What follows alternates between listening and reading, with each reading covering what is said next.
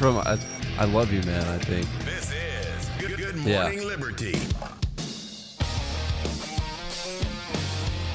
Slap in the basement. Well, what is up, all of our liberty-loving friends? This is another fantastic episode of Good Morning Liberty. My name is Nate Socialist Thurston, and across from me is Charles Murica Thompson.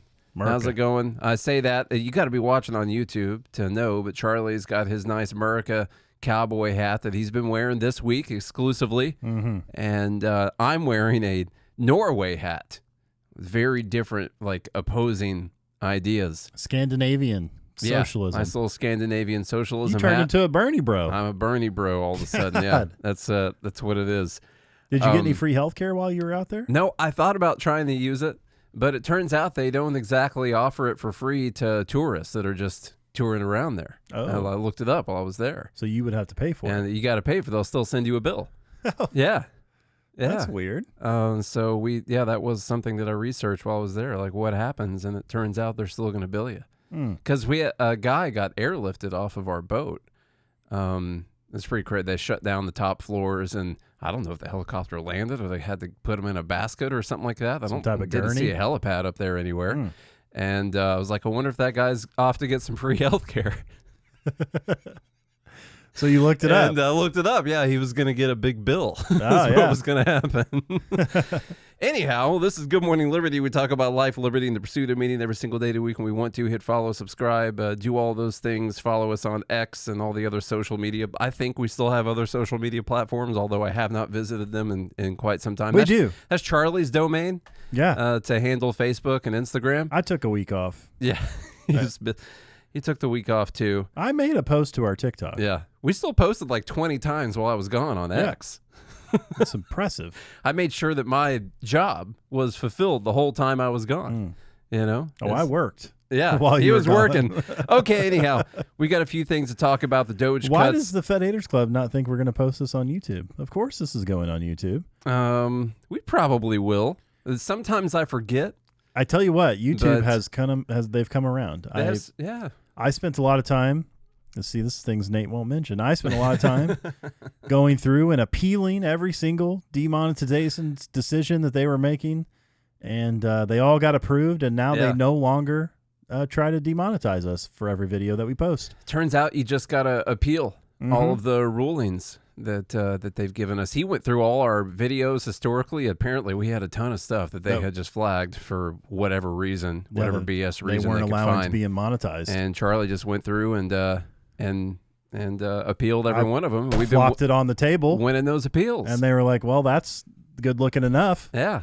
They started paying us a little bit of money since then, too. So that's not too bad. Finally, getting some money from Google. Okay, so we got the Doge cuts. We got the big, beautiful bill. The only reason we're talking about those two things again is because there is a little bit more news with those today.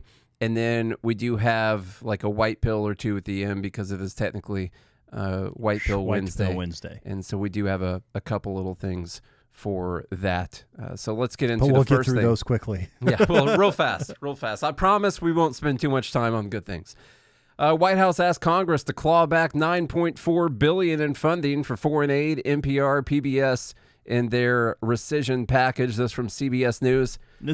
I thought they already did this. Well, they had to officially send their formal request to rescind these funds. And so that officially came down yesterday. We did mention it yesterday. They're going to get to the vote next week sometime, they promise. And I'm sure it's definitely going to pass, although some people are questioning whether or not this is even going to pass. And if this doesn't pass, then we got some problems for sure. The White House on Tuesday sent a formal request to Congress to claw back funding.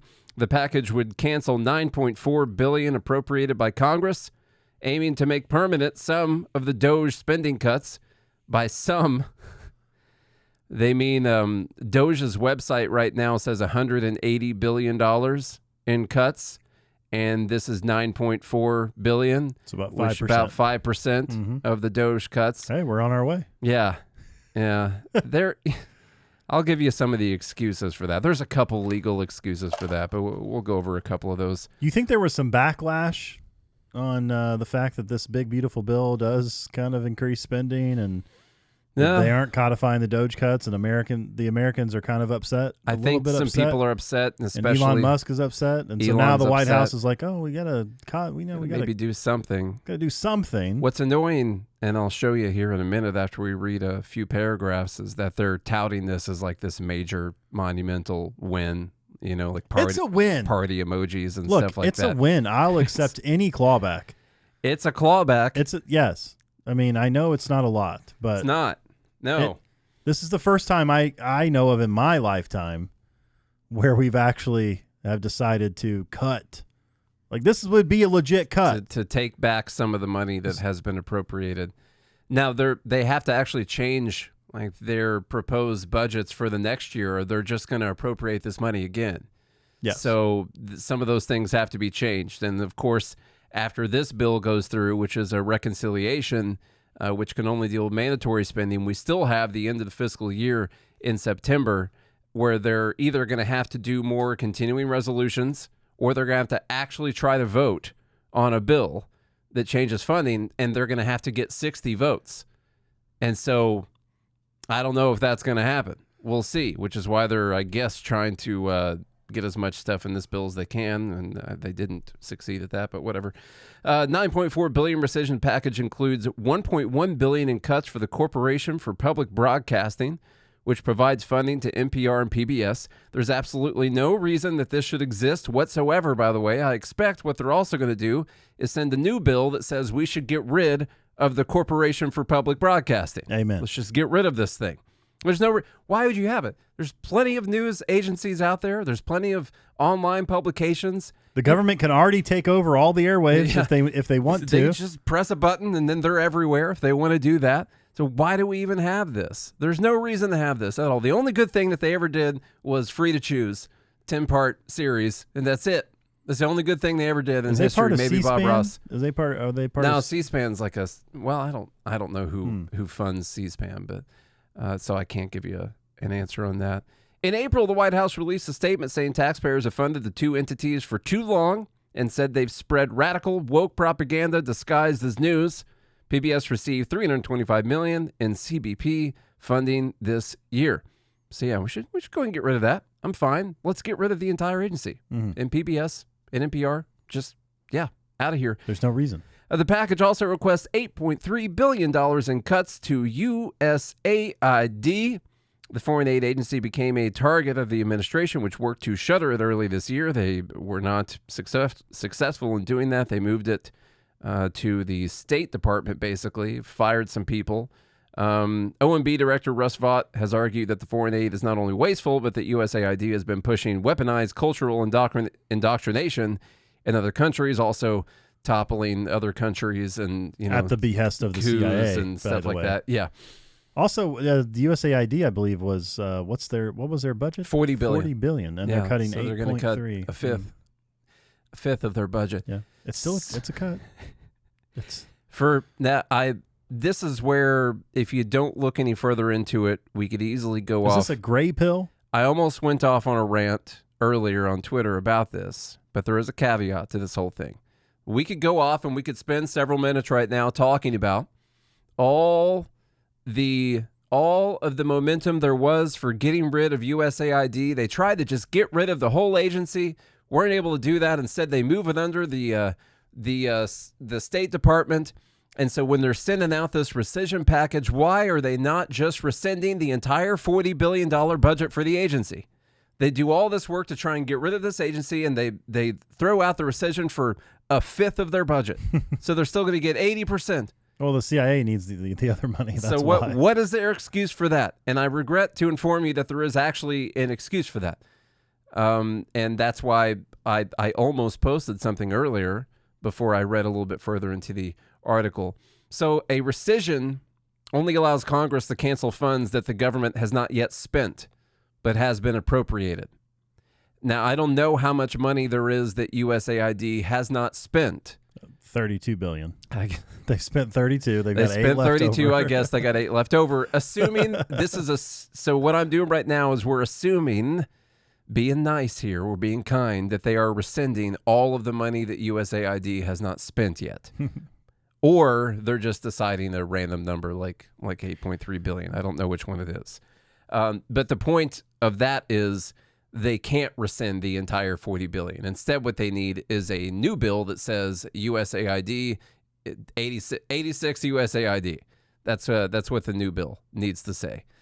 Okay, anyhow, that's what we got with these rescissions. Now, Republicans are... It does not need the 60 votes, by the way. So no, they don't. And they could do this as much as they want. Yes. For anything. It doesn't even have to be stuff that Doge called out. You know, they could say, well, screw the Doge stuff. We're just going to rescind 180 billion. That's like nothing. Why don't we just rescind all sorts of stuff out there? Here's we'll rescind 50 billion for the Department of Education. Yeah. You just do it. Now, it's got to be for the discretionary budget items, not the mandatory budget items. Well, the Department of Education is all discretionary. After the new bill passes in September, or they do a new continuing resolution or whatever it is, they ought to have rescissions ready to go. As Democrats wouldn't vote, they couldn't get 60 votes to decrease actual spending. You know what we're going to do? As soon as the new fiscal year starts, we are going to vote for rescission packages to take out all this money because they haven't spent it yet. We just appropriated it, and take out whatever amount you think needs to be taken out. I don't care if it's codified into law, into the actual spending bill. I want them to spend less money, and then they need to, I don't know, put it towards the Doge checks. That's what it needs to be. They just need to send it back and create some more inflation and stuff. Mm-hmm. But anyhow, Republicans are super pumped about this. I'm somewhat less pumped because the number's really small, but they're going to tout this as a major win, like libs of TikTok. Outlining all the things that we just said.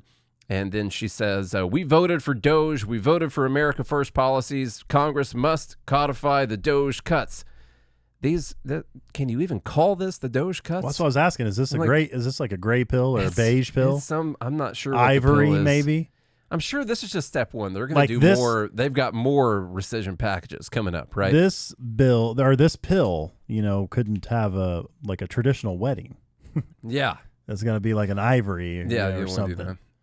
Steve Scalise says he's proud to lead this massive rescissions package to codify $9.4 billion in all caps of President Trump's spending massive cuts. Compared to what? I don't know. Like rescission, like previous rescission package? The government spends that much in 12 hours.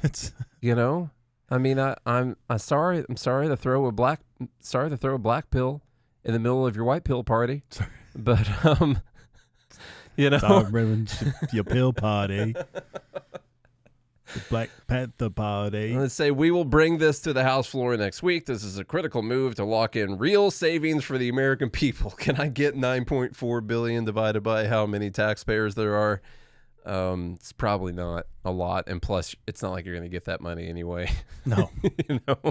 They already spent it elsewhere anyhow. Speaker Mike Johnson, he's also pumped about this. He says the House has officially received the rescissions request from the White House to eliminate $9.4 billion in wasteful foreign aid spending at the State Department. The other stuff is not wasteful. It's super important. At the State Department and USAID and the Corporation for Public Broadcasting. Now that this wasteful spending by the federal government has been identified by Doge, quantified by the administration, and sent to Congress, Republicans will fulfill our mandate and continue codifying into law a more efficient federal government. Let me tell you what, that 9.4 bill is really going to make it a lot more efficient. It's about $50 to $60 per taxpayer. Oh, that's not too bad. Yeah. Hey, it's a nice steak dinner for one. That'll get you 3 months of your Netflix. Wow. I'm not ready. No. Let's start over. Not here. Cut. That'll get you through about 3 months of your Netflix subscription. Exactly. I'm so glad you said that right the first time. Exactly. That would have been tough if I would have tried. I did bring up the Doge website here. They say 180 billion is what they have identified so far. Amount saved per taxpayer, $1,118 and 1 penny, which we're not going to have pennies here before too long. But that's what we got. My post, I think, is better on this. I think you'll agree with me that this is a better way of talking about it. I said, this is huge. Republicans have finally decided to codify the Doge cuts. 5% of them to be exact, or $9.4 billion out of $170 billion in proposed cuts. I thought it was $170. Look at the difference in federal spending. And what I did here was a chart of government spending on the left, and this is before these cuts, and a chart of federal spending on the right that is after these cuts. And what you'll notice is that the charts look exactly the same. Now, I'm in full 100% honesty, I did just use the same screenshot. Yeah. But they would look the exact same. Well, you could have updated the 6.75 trillion to 6.7 or no, 6. It'd still be 7.5. Oh, it would be. Yeah, that's right. 750. Yeah, I'm thinking. I mean, I'm assuming it was 6.759. Yeah. And so maybe it would have gone down to 6.74, possibly. So there could be some misinformation in this. That's possible. But the chart would look the same. I added a line to this that I still think is so important here. I thought it was important to put on this, which is how much we were spending before the pandemic, which was $4.45 trillion. And this fiscal year, the total amount is $6.75 trillion. And it's supposed to go up to over $7 trillion next year. So $4.45 trillion in 2019, year of our Lord 2019, before COVID. And we enacted all sorts of crazy stuff to try and help people get through these tough times that the government was putting them through. And what did we say back then? There's nothing so permanent. Yeah. As a temporary government spending package. So somehow we do these emergency measures, stimmy checks, stuff like that to help people through. And sure, that costs a lot of money. So we spent a bunch of money in 2020 and maybe even 2021. There was more. And what do you know it? But even with all those things gone, no more stimmy checks, none of that stuff. Somehow we just still have to spend almost as much money as we spent in 2021. That's just wild. There's just no way we can get by. There is no reason that we should not be able to do the pre-pandemic spending level. And I'm being kind, right? I'm being generous right now. Pre-pandemic spending level plus inflation. If you want to do that plus inflation, I'll compromise. It's about $5.4 trillion is what that comes out to. That's what our budget could be if we just increase the government spending by inflation because they're buying stuff. So we really need about $2 trillion worth of cuts. And we still need that. And the stuff that they're buying got more expensive, because they spent all that money. And that's why it's tough to do. Let's adjust what they're spending by inflation since they create the inflation in the first place. That sort of creates a self-fulfilling inflation spiral. Well, they get access to the dollars first. Yeah. So really, they get stronger dollars. Mm-hmm. Okay, so white pill. White is a pill. Did the pill seem white? I will take any cut I can get. If they cut $1, it's a step in the right direction. Okay. Yeah. If they cut a penny, that's not enough. But by the way, Mead, thank you for reminding us. Happy Killdozer Day to all those who celebrate. I'm, I still haven't. I watched there's a lengthy documentary on YouTube. I watched it last year on Killdozer Day and all that, and I don't know exactly where I come down on the whole thing, except for that the guy had a right to be super pissed off. He definitely did. Yeah. Someone could tell me if you're educated on the issue, did he only destroy government buildings and the buildings of the company that was screwing him and using the government to screw him, or did he destroy some other stuff? I'm not really sure. You guys can let me know. If you destroyed other people's private property, maybe taking it a little too far. Yeah, just a little bit much, I would say. This is not our official statement and opinion on the matter because we haven't spent a lot of time thinking about this, to be 100% honest with you. But the Killdozer memes are worth it regardless. So thank you, Marvin. We appreciate it. Also, you should learn not to mess with anybody who's got nothing to lose. Yeah. Just don't do it. Sometimes reasonable people do unreasonable things, Especially when they got nothing to lose. Yeah. Let's see. Costco says he didn't destroy anyone else's property and didn't hurt anyone physically. So a little bit more fair game. Yeah. It's closer to being fair game. Yeah. For sure. You guys should look up the story and watch. There's a nice little documentary on the YouTube. This is kind of a white pill. Elon Musk turned back into Elon Musk yesterday. Mm-hmm. So that was cool. He came out against the big, beautiful bill. I gotta he didn't say those words. Well, it's definitely implied yes. in his statement that he was against the big, beautiful bill. He also said later on that in November next year, we fire all politicians who betrayed the American people. So he's now getting back into politics. You know, we played that video maybe on Monday where he said that he was done donating. Done with political spending. Yeah, done with political spending until he saw a reason to do it. But like right now, he's like, I think I've done enough. I don't see a reason to do it. What he was saying, what we assumed he was saying was he did all this stuff with Doge. You're talking, they were sleeping on the floor, typical Elon Musk style, like what he did in Tesla factory.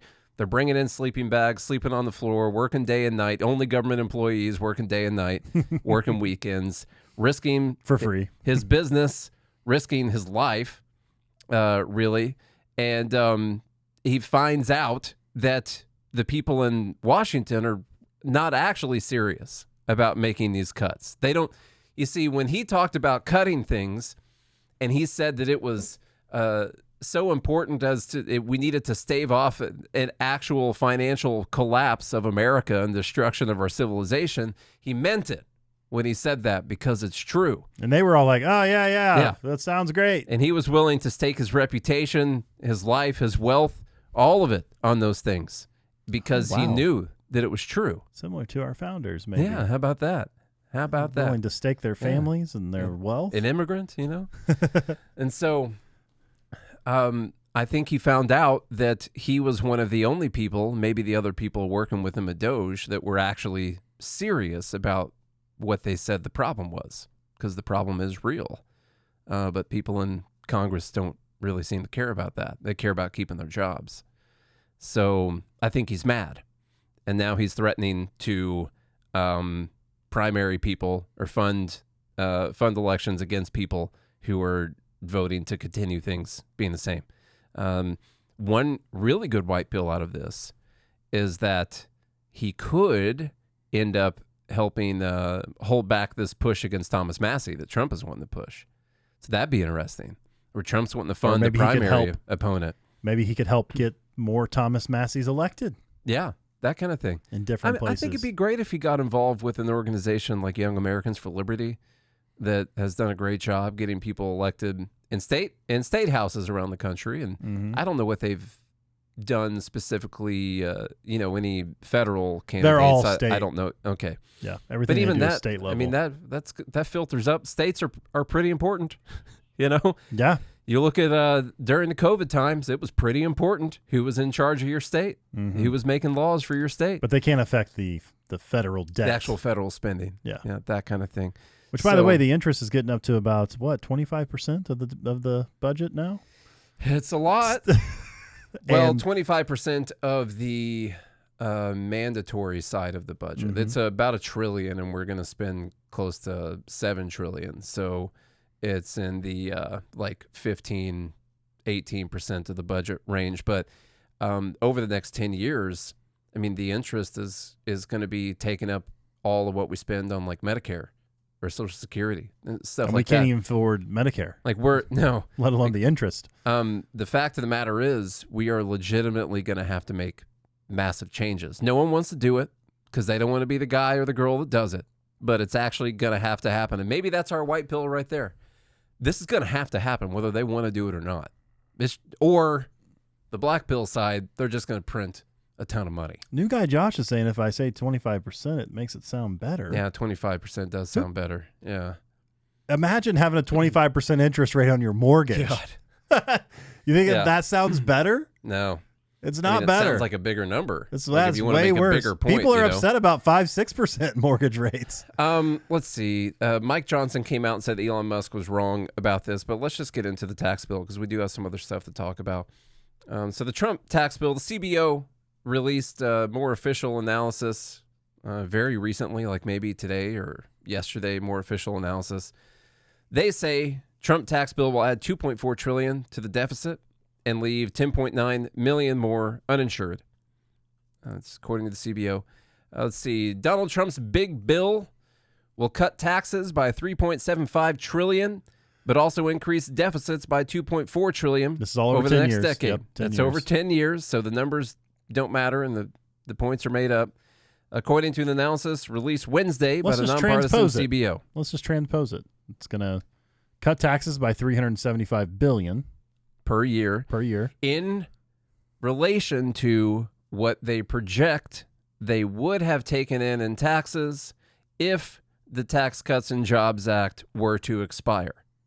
Okay? So they're saying, here's how much more money we would take in taxes if tax rates went back up to what they used to be. Which isn't true, because they weren't going to take that much. Yeah, which is probably not true. Maybe they would get a little bit more, but people are going to make adjustments, and growth could slow, things like that. They try to take stuff like that into account, but I can't name a single time they've ever been right. So then it's also going to increase deficits by $240 billion a year over 10 years. Yes. So. And now that's over what we were already going to have. So it's not like we were going to have... Over the current deficit. It's not like it was going to be balanced. So what they're saying is it's going to add $2.4 trillion to the debt over the next decade on top of what we were already going to add over the next decade. Maybe a little more than that, because then you got some interest and stuff, like a little bit of interest thrown in there, as we were talking about earlier. And so those are the numbers that they got so far. Now, I'm sympathetic to the idea that counting that $3.75 trillion tax cut as an expense in this bill, I don't like that, because then I'm like, well, how much does it cost us to not raise taxes still more than that? You know, well, if we don't raise taxes to 50%, here is how much this bill's going to cost us. So how do you decide what the right number is? You know, this arbitrary number when everything was correct in 2017. Yeah. You know, that's, I don't like that. I wonder if I could use this math like in my business, like when I'm paying taxes. Yeah. It's like, well, I projected myself to make $1 billion this year, but we only made $1 million. So that means I lost $999 million. You did. You owe me. Wow. Yeah. You get to write that off for the next however many years that is. Exactly. Wouldn't it be cool if we could do that math in our own We should. I think they'd put us in a cage, but whatever. The CBO also estimates an increase of 10.9 million people without health insurance under the bill by 2034, including 1.4 million who are in the country without legal status in state-funded programs. This is these are the Medicaid cuts and the Obamacare exchanges and stuff like that. You know what I think we should do? I think we should legalize cheap health insurance. You know, yeah. I think it's one of the first things. That's one of the first things I put on the desk right there. Legalize. Let's make it legal to have cheap health insurance, because right now it's pretty illegal to have cheap health insurance. The package would reduce federal outlays, now this is an important line for all of us who've been shit talking the bill a bunch. This is true, although there's a caveat to it. Okay. The package would reduce federal outlays or spending by nearly $1.3 trillion over that period. The budget office said $130 billion a year, less than what they project we would have been spending. So that does not mean that this year we spent $6.75 trillion and they think that we're going to spend $6.6 trillion over those next 10 years. That means that they thought we were going to go up to 7 and 7.1 and 2 and 5 and 7.7 and 8 and 8.1. And instead, at the end of that whole thing, they think our yearly budget's going to be like 7.7 instead of 8.3 or whatever the math whatever the math is. I don't know. I didn't do the math. 7.779. 9. Yeah, that's what it is. Yeah. So still going to go up. Okay. But that's a savings of $1.3 trillion. This bill does actually cut more spending than it proposes. This is the confusing. It's so tough to talk about this stuff because I don't like the bill because it doesn't cut enough things. And it also throws out $300 billion in new spending. But that's all this bill actually throws out is $300 billion in new spending. And then it cuts more than that. It cuts $1.6 trillion, allegedly, if those cuts actually happen. Now, the expenditures are going to happen for sure. The cuts, not super sure that those are really going to happen. And that's a problem. We started with $9 billion. Yeah. You know? Just need to 100x that. Let's see. Anything else important in here? Well, I thought what the Democrat person said in the previous one is actually important. Boyle said, in the words of Elon Musk, this bill is a disgusting abomination. They also say that Republicans cry crocodile tears over the debt when the Democrats are in charge, but explode it when they're in power. And that's true. It is true. It's true. And also the flip side of that is true. that the Democrats don't care about the debt when there's a Democrat in charge, and they cry gay crocodile tears when the Republicans are in charge. Yes.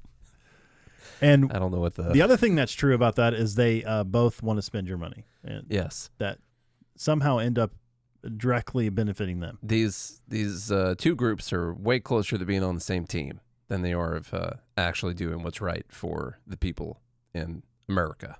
Like Charlie's hat, that America hat that he's got on right now. Let's see. There were a lot more things in there than we're going to talk about for sure, because we got to get to the white bills eventually. Mm-hmm. But I had to tell you that Rand Paul had this nice op-ed today where he says essentially the only thing he opposes in this bill is the $5 trillion debt ceiling increase. What he's saying is that kind of tells me, even though this bill technically cuts spending a little bit, overall, if those spending cuts actually happen, for some reason, you guys are voting for a $5 trillion debt increase, which tells me when we come up to the actual appropriations bills here in September, you're going to want to borrow. Y'all don't plan on doing anything. In fact, you're going to raise the military budget to up over $1 trillion, and you guys are going to end up spending a bunch of money, and you're trying to get the debt ceiling increase done with this bill so we can pair it with the tax cuts and all that. Just got a new open line of credit. Because y'all know good and well that you're not going to be cutting spending when it comes time for the appropriations. Otherwise, why process. do you need the debt ceiling to increase? Why don't you just vote on it on its own? By $5 trillion, by the way. It's a decent amount. It's a lot of quiche. Okay. So he says when Congress passed the Tax Cuts and Jobs Act, I proudly cast my vote in favor, support the tax cuts then, and I support making them permanent today. I also support the newly proposed tax cuts that appear in the budget bill, such as no tax on tips. But he is upset about the actual increase in the debt limit, and I think he wants to hold that off to a vote on its own or a vote when they go to do the next budget bill, so they're actually forced to cut some spending when they do that. But instead, they're opening up the door for them right now where they don't actually need to cut spending in order to keep funding everything. They don't have to worry about this whole government shutdown looming over them to be forced to make any cuts because they've already given themselves the headroom to do whatever they want. And I understand why he'd be worried about that, because these guys have no track record of actually following through on any promises. He did say this nice thing that makes you think, man, wouldn't it be nice if Rand Paul were the president? Wouldn't it be awesome? Mm-hmm. He says, maybe Massie as VP. Maybe Massie as VP, potentially. Yeah. Well, that's next. I have consistently called for making these tax cuts permanent because I believe it's not just an economic imperative, it's a moral one. It is a moral imperative that we keep these tax rates low. It's wrong for the government to assert that it has a primary claim on income earned by a worker or entrepreneur. That money belongs to the people who earned it. Keeping taxes low respects that basic principle of economic freedom, kind of. I added the kind of part because they're still going to act like they have first rights to your money. To some There's of it. just less. Yeah. But I understand what he's saying. No, I'm a kind robber. I only want 10%. I want less. Yeah. Less than you. I'm not saying that to be negative against Rand Paul. I think he would, when he was running for president, I think he wanted to do like a 10% flat tax or something. I forget what the number was. And I'd be fine starting there. That'd be fine. This brings us to something funny that happened, which is our post from yesterday that ended up doing pretty well. Even got some news going, got some people mad. Started the rumor mill. Cat Turd was mad about it, So that was pretty awesome. I posted out Paul Massie 2028 and used a super old photo of the two of them. And it was retweeted by Jack Dorsey, who started Twitter. You even got Peter Schiff to comment. Peter Schiff commented on there. That's good. Mm-hmm. And it was funny to watch this happen. This is not, I didn't mean this to be some humble brag. Okay. It is. It's not. There's a lesson to be learned from this, because while we know, because we were the source of this thing that started, not really a rumor, but posted at 11 a.m. by the way. And then he reposted, Jack Dorsey reposted.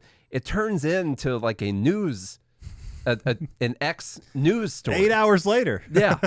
And it's these people word it, and when you go through people's responses, it's like this is a real thing that's about to happen. It's really funny, and people are mad about it, Yeah. And it made me think like, wow, I really should investigate the source of these things that get posted out on X about, oh, so-and-so said they're doing this. I'm like, they could have just hit like on a post or something, you know? So like this big page leading report says, breaking. Twitter co-founder Jack Dorsey endorses a Rand Paul Thomas Massie presidential ticket for 2028. That's got almost 1 million views. That's got more than the original post does. You really stirred the pot. Got the pot all stirred up. X Alert says, breaking. And it got a little siren right there. So it's a bigger deal than leading reports was. Twitter co-founder and former CEO Jack Dorsey endorses Rand Paul for president. Endorses for president in 2028. He also calls for Thomas Massie as VP. When you hit that little repost button, that's the same thing as an endorsement and a call. And a call. Both things. Those very serious buttons that you guys are hitting. There for a minute, I actually started to feel bad for Jack Dorsey for reposting our post. Yeah. You know, he's probably like, guys, I just reposted. And like, it's not like it's going to happen. It can't even happen. They're both from the same state. That's not even legal. So it's not. No. It says who? You can't have two people on the ticket from the same state. Am I wrong about that? Right about that? That he went in here? I didn't know that. The rules on that? I'm pretty sure that's the case. Is that in Constitution? I don't know where that rule comes from, but I remember them. They were talking about whether or not Trump could put Rubio on the ticket, but they said he couldn't do it because they were both from the same state. And so I don't know much about that rule, really, but I've heard it, and so it must be true. Was it a breaking? It was breaking. Someone said breaking, those two people can't be on the same ticket. And so anyhow, we'll move on to the next thing, which is a nice white pill to finish out the show. I even brought in a little video if you want to watch it. Yeah, of course I do. This is a great white pill. Go ahead, Charlie. All right, so this is Milei puts Libertarian cartoon on state TV. And what really happened, though, is Javier Milei, the president of Argentina, he tried to shut down the Argentina public TV. So their NPR, PBS. Mm-hmm, PBS. Not PBR. That's in Wisconsin. No. Yeah. Or it's a rodeo. Exactly. Whichever one. Mm-hmm. I've been. They're pretty fun, actually. Yeah, it's a good time. Not bad. Yeah. But the point is, he tried to shut these things down in Argentina, and they wouldn't let him. So what did he do instead? Well, he changed the programming, and now he's airing Tuttle Twins instead. And if you don't know what Tuttle Twins is, I got that on the next one. It's Libertarian. Well, it's now a Libertarian total company. They started out with books. And now they've developed cartoons. And I think they're under Angel Studios now. Yeah. Actually, I know they are because it says Angel in the corner of their videos. Yeah. And so basically it's Friedman, Hayek, Mises, all of your libertarian favorites and greats, Thomas Sowell, and they make it into kid-friendly versions. I got some books for Parker. It is fun. Yeah. And they talk about inflation, the evils of taxes, capitalism, all that stuff. Mm-hmm. And you can teach your kids young, and I think this is one of the greatest trolls I've ever seen by a president of a country. Like, we got a state media channel. You won't let me get rid of it, and so here's what's going to go on the state media channel: anti-state media. Exactly. That's great. You make them want to close down the state media channel. Now, are we going to watch the Spanish version or we're going to watch the American version? Yeah. This one's in American because this is America. Yeah. So it doesn't have that, gay British accent. I had two potential things. This one's too long. It says, this video was good. I would recommend it. It's called Where Does Your Paycheck Actually Go? And it's a good video. It's 6.5 minutes long, almost 7 minutes long, I guess. But there's this little short song. I wasn't going to play it because I hate, kids songs. But this one's catchy. And, it's sort of a Schoolhouse Rock kind of thing, only better. And I think everyone out here who has kids right now needs to get their kids on Tuttle Twins right now. Need to get them started young on these Tuttle Twins things. They've even got games out there. We played a game with John and Katie. They got a game called Inflation Monster. And basically in the game, you got to start out and you got to try to get assets, and you get paid every round, which is like every year off of your assets. But then you roll the dice and inflation goes up. And so you got to pay back in whatever inflation is. The moral of the game is you got to try and accumulate all these assets and get paid all this money and try to outpace inflation throughout the game. And eventually what happens is the richest person wins and everyone else gets destroyed by the inflation monster. is what happens. It's really good.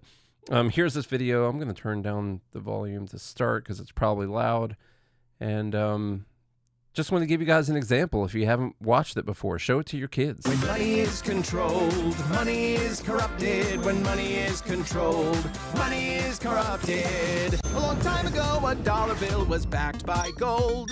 Gold was rare and hard to mine, so it was hard to control. The government couldn't print more bills without mining gold to match. But what if they could secretly tax you behind your back? How? Asking for a friend. So the government just ditched the gold and made money out of thin air. At first nobody noticed, the people didn't care. So the government kept printing trillions of currency. And now inflation makes it so you can't afford groceries. When money is controlled, money is corrupted. When money is controlled, money is corrupted. What about funding important stuff, like wars? Wouldn't you need to control the money for that? Once upon a time, when a country went to war, they'd send the people a war tax if it was worth fighting for. If the fighting went on far too long, the people would revolt. I'm not paying for your stupid war, and you have lost my vote. Well, the government got sneaky. They knew just what they'd need. Instead of taxing for the war, they'd print that money secretly.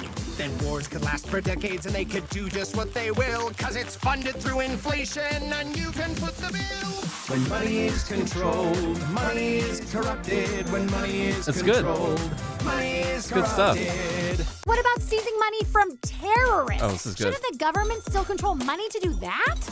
The government can seize their money from terrorists, it's true. But what if they determine that that terrorist is you? When a Canadian trucker convoy was protesting for their rights, thousands of people donated their dollars to the fight. But the Prime Minister of Canada really hated that protest. These peaceful truckers were honking, so he called them terrorists. He wanted to shut it down as they protested his laws, so he seized all of the money that was donated to the cause. Oh, all the money except for one kind he couldn't control. Bitcoin! When money is controlled, money is corrupted. When money is controlled, money is corrupted. That guy kind of looked like John McAfee. I don't know who he was supposed to be. I'm sure he's supposed to be a guy. He's definitely a guy. They do need maybe a little help songwriting in the verses. It's a lot. Yeah, they got a little fumbled in the verses, but the chorus was good. The chorus is catchy. It's a good message. I think they're doing a great job at a very difficult task, which is trying to get across some very important points, economic points for kids, and making it catchy enough and busy enough because kids need. I mean, you watch kids' cartoons stuff these days. Oh yeah, you got people just freaking on LSD or meth or whatever it is they're tripping on that make this stuff, and you know, just craziness the whole time. So you got to make it super busy to keep a kid's attention, but then also making it informative at the same time. That's a tall task for someone to do. They're clearly doing a great job at it. All right, yeah, it's got to be meth. I think the meth is the thing. Well, that's we made it. We made it through the show. We made it through White Pill Wednesday. We ended on something good. How about that? We did. What's the I thought you had another video. No. Oh, I've got 2 videos, but it's just another Tuttle Twins thing. I just figured it'd be better to go with the 2-minute one. This is funny because it's sponsored by BitcoinSwan.com. Oh yeah, it does say Swan.com up there. The other one was just like where does your paycheck actually go? It was actually a really good video. But yeah, we don't have time to watch that. I represent your future salary that you can spend it well. So take my hand and let's go see all the great things you can buy. Wow! Don't mind me, just taking a small tax for Medicare. Oof, ouchie. Are you okay? You're smaller now. Well, the government wouldn't take anything they don't absolutely need. This is gonna be fun. Just come with me. Ow! Sorry, just a little Social Security tax and property, sales, and income tax too. I preferred the scissors. There are more taxes? Oh yes, there's just federal income, state income, local income, property sales, capital gains, estate excise, school district, a gasoline tax, and some bonus ones for fun. Whoa. I want you. Anyway, This is great. It's good stuff. Good stuff. You got to get your kids on Tuttle Twins, y'all. Really good stuff. Gotta All right, do it. well, if you enjoyed today's Schweitzepill Wednesday episode, then share it around with your kids. Mm-hmm. This is the one you literally share with the kids. You should. I've been telling you that Yeah. for years now, but this is the one, at least the ending. And then they're going to be asking for Tuttle Twins. Uh-huh. Go to GodHatesFeds.com or join gmail.com. Be part of the Fed Haters Club. Leave us a rating and review on Apple Podcasts and Spotify. Visit the links in the show notes to support the sponsors that support this show. And if you do all of that, then we'll be back again tomorrow. Hope you have a good day and a good morning, Liberty.